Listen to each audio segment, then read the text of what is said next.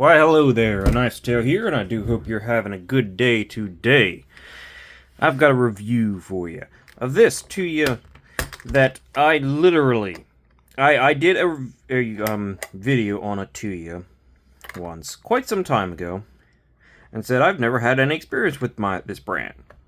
And I'm literally forgot about this thing sitting in the back of my my drawer. So I'm a complete idiot. Because I do actually have an experience with the brand. This is the Tuya Big Belly. And this is actually from the original first run of these things. And it's in carbon fiber, M390, and it is an integral carbon fiber knife with a crossbar lock setup. And I imagine that's why it's called the Big Belly. Because there's lots of big belly here. And unlike the other knife that I had a bit of a shaky experience with, this is actually quite a good knife. The crossbar lock could be executed a little bit better, I will admit. And there's actually a little bit of play in there at the moment. Ah, that's why.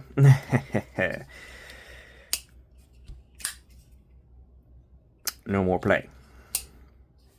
It's not like the greatest crossbar lock execution ever. It's tight to get to and everything, but it is technically a very good knife. So let's get into specs, and then we will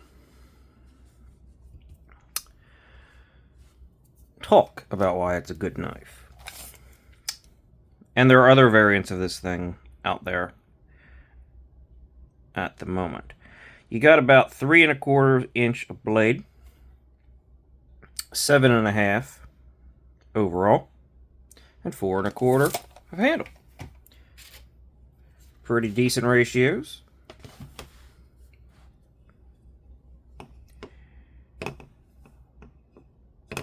Of course, you're not going to sit right because you don't want to. That's fair. Full-size knife. The Conspirator and the Elementum as the small knife. My brain is working slow today. Then again, it usually does, doesn't it? And as you can see, this thing is pretty much directly in between the two. This is a medium-sized knife all day. It's not quite what I'd call full-size, but it's definitely not small either. Particularly in the fact that it is decently tall. In fact, it's slightly taller than the Conspirator. You can actually see it poking out there. Thickness compared to the Conspirator, it is thinner though. And for our last comparison,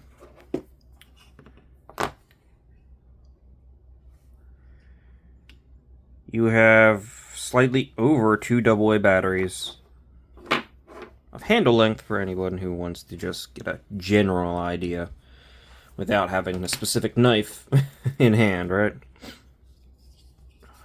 I already did the hardware check, but there's only one piece on here. Well, technically there's 2 pieces here, and that's holding in the pocket clip.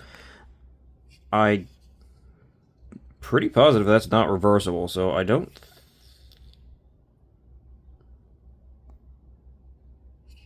think it's reversible. So it doesn't look like it's really sunk in very much. I've never actually looked at that. I've never went to change the pocket clip. A little smush on it. But, that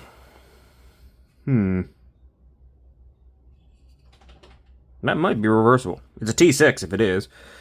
And, that's not my T8. It's a T8 pivot, so that's pretty much all you really have to work with.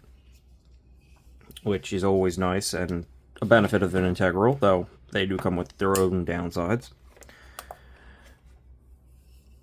That being, of course, cleaning out inside is a little bit of a pain, and getting everything lined up for the pivot can be a bit of a pain itself. 3.52 ounces, so pretty close on the ratios. Not quite, but pretty darn close for weight to blade length ratios, which is pretty good too, honestly. Handle thickness, 482,000. So yes, that is between the Alimentum and the Conspirator in thickness. Blade stock, 137.5. That's a little thicker than I was expecting, honestly. I don't know why it doesn't feel like it's that thick. Some knives feel like they have a super thick blade stock. This one does not feel like that, and yet it's decently thick there, almost 140 thousandths, which is 1.14 inches. Behind the edge, it's got a pretty small edge bevel on there, doesn't it? 14 thousandths, though I'm guessing the edge bevel. I have not actually sharpened this knife. It's actually, the M390 has held its edge. Like, it doesn't have as much bite, but it feels surprisingly sharp. I will give them that. It's performed better than I would expect. Of course, I'm sure it's, you know, standard Chinese HRC M390. Hopefully it's 60 to 62, possibly 59 to 61. But it's done decently, or I should say it's held up decently for what it is. It does likely have a pretty high edge bevel on there. 20-25 degrees up there. So it'll get bigger if you sharpen it at a lower angle, but I don't know. It's reasonably thin behind the edge, and sharpening it at a higher angle probably won't take it out of that reasonable realm. It's got a lot of room to drop, basically. It's not bad. So that ends things on the specs. Well, end. So as I said, quick overlook. You got a drop point blade, swedge up here. Really nice, heavy satin. Like, if you're going to do a belt satin, just really go for it. That one looks pretty good with almost a hand satin here. That was weird. That was an illusion. I touched that and I thought it moved, and it's like, no, it's just an illusion for a second there. M390, Michael Galovic design. I know I've heard the name before, but I can't quite place it. He's definitely designed other things, so. Tuya logo over here, which is kind of nice. It's really kept far out of the way, and so is the name there. I mean, they could have put it up there, and yet they didn't, which is appreciated. The thumb studs are interesting. They've got a lot of, like, shape and texture to them. They do sit, as I said earlier, pretty darn, almost too close to the pivot, to the handles. In fact, are they straight up acting as a stop pin partially? Yeah, they're straight up contacting. So they might be part of your like stop pin setup. Well, this one, no, that one is technically you can get it at a right angle. Technically not. That one,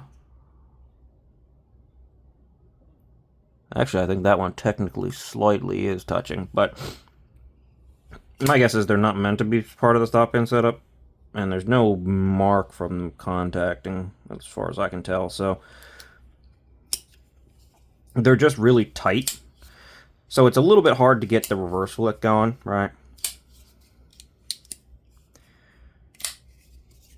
But the thumb flick is quite satisfying, even though it's tight. It's got enough texture, it's got that little bit of round that's below. So you can sort of go in from the side here, or not the side, from underneath, directly underneath, or you can actually kind of go right from the top of the scale to this thing, because it's got enough texture on it to just throw it. It's just a little tricky for the reverse flick. You really got to go just right on top. And a little bit of wrist helps. Mostly because I find that crossbar locks can be a little bit tricky to throw for the reverse flick sometimes in general because of the crossbar. If it lands in like less than a desirable place. Like, I want to sit my finger right here and throw this, but if I do that, there's zero chance of it doing it. So you have to sort of adjust. The plunge grind is kind of terrible. It does hit the edge, basically. I mean, you've already got the tiniest bit of a smile going here. But with the bar usually acting as your detent, and this thing stopping it here, even if that's not intended, by all accounts, you should be fine to cut in some extended choil here, which is not really that hard to do, and it sort of sits away from the rest of the knife enough that it's probably pretty easy to do that. Of course, that will be one thing that you will want to take care of doing, because it is an integral, and when that throws any sort of metal shavings, you'll want to blow this thing out pretty thoroughly.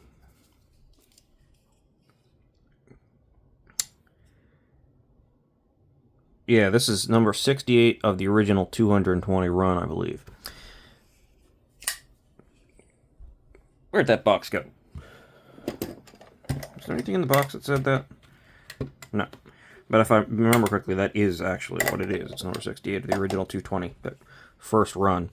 And this thing came out good, and I'm assuming that they've only improved on these. It is on bearings. The crossbar style lock is very proud. Like, it's not hard to get at all.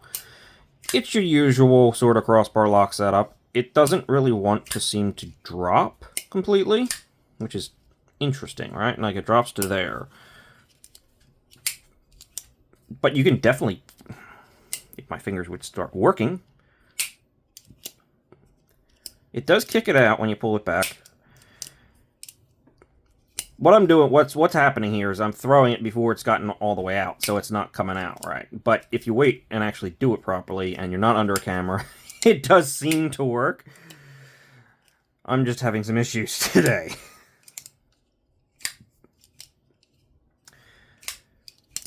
And if you hold it back until it actually, sockets back in here down to this far, it won't stop there. I'm just, there we go. I'm starting to get it. This plate, I think it's titanium.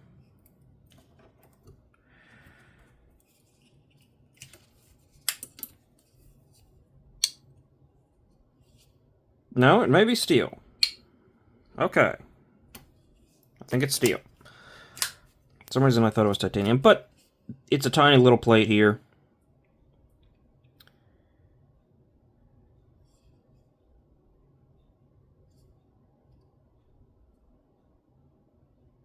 Wow, that's pretty crazy. I just looked inside this thing, and there's 2 holes in there that I'm sure they did through here,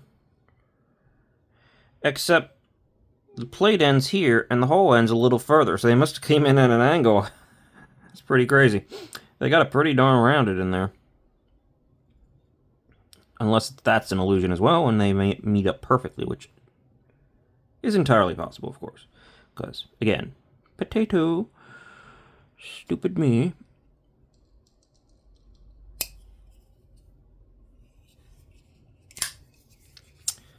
The carbon fiber is decent quality. It's not the best carbon fiber ever. It's got a little bit of that sort of scaling in the weave sometimes that you see on some carbon fibers. But it's got a good side pattern. It's nice. It's fine.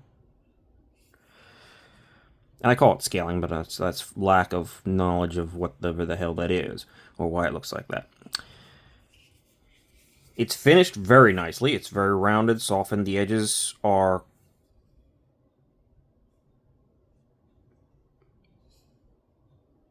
completely rounded. Yeah, it's not just a chamfer here. It looks like they're almost completely rounded, which is very nice and makes the entire thing, along with its neutral grip, very ergonomic and very comfortable. You can adjust around. It's pretty much solid in most grips. And the pocket clip is also quite interesting. That I know at least is titanium. I'm going to double check that, and if it's telling me I'm lying, no, that is definitely titanium. The pocket clip is very nice. It is heavily chamfered, very softened, but it looks really good. It looks minimalist. It's, again, hooked from there. It might be reversible, because it doesn't look like it's actually inset there. You know what? I'll check into it just a second. But it's got really good flex. It's got a pretty steep, I mean, it flattens out a little bit at the end, but it's got a pretty steep just rise here, and it's got good flex and good retention. So the pocket clip, in my experience, is pretty decent. It is a little bit tight on thicker pants because it's just not like the tallest pocket clip ever, but that's fine. The tooling on the screw is quite good. It is actually pretty solidly deep in there. Why is this floating around like that? Long screw. Let's see. I've never taken this off, so I don't know if there's something holding it in position. Yeah, there's definitely a pin or something in addition. Oh, interesting. It's got a little attached piece to hold it straight. Let's see. It is reversible. Ooh, that's a nice touch. It's not inset, but it's got this little bit of extra material here sticking into the handle so that holds it into place and in the direction it needs to be. So it doesn't rotate on you. And it sits pretty darn perfectly flush.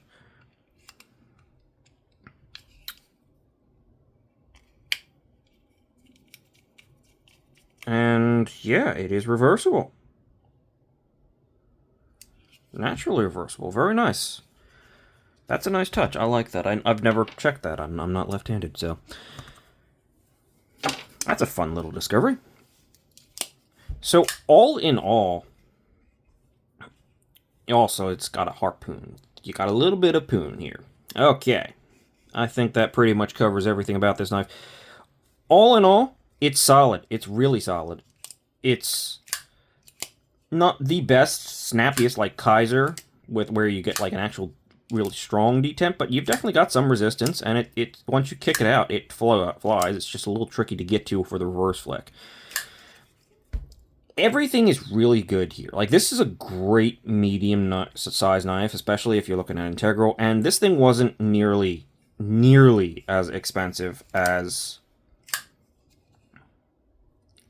like an integral. I mean, yeah, it's carbon fiber integral, but there wasn't too many of these floating around when this thing was first done, and it really wasn't that prohibitively expensive for basically full premium knife here. There are also budget variants of this thing, and hold on one second. That was a moment for me, but just nothing for you. So, I took the liberty to double check, because I thought of another place that they might be in stock, but they pretty much aren't in stock. These things are pretty much gone. Both the premium and the less premium, which is G10 and 154cm, those were like $150. This thing was, I think, around $280 originally.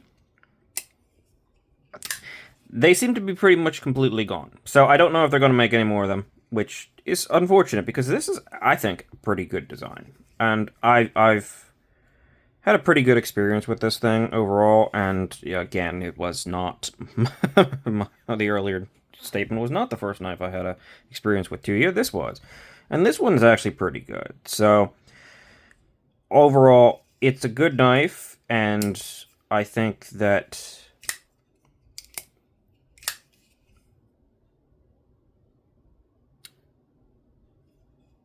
the overall here could be reused and iterated on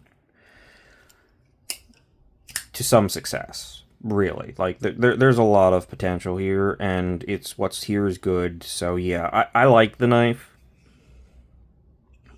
Big kind of chunky Omega springs sticking out there, or decently chunky Omega springs sticking out there. overall, it's one I wouldn't mind seeing return.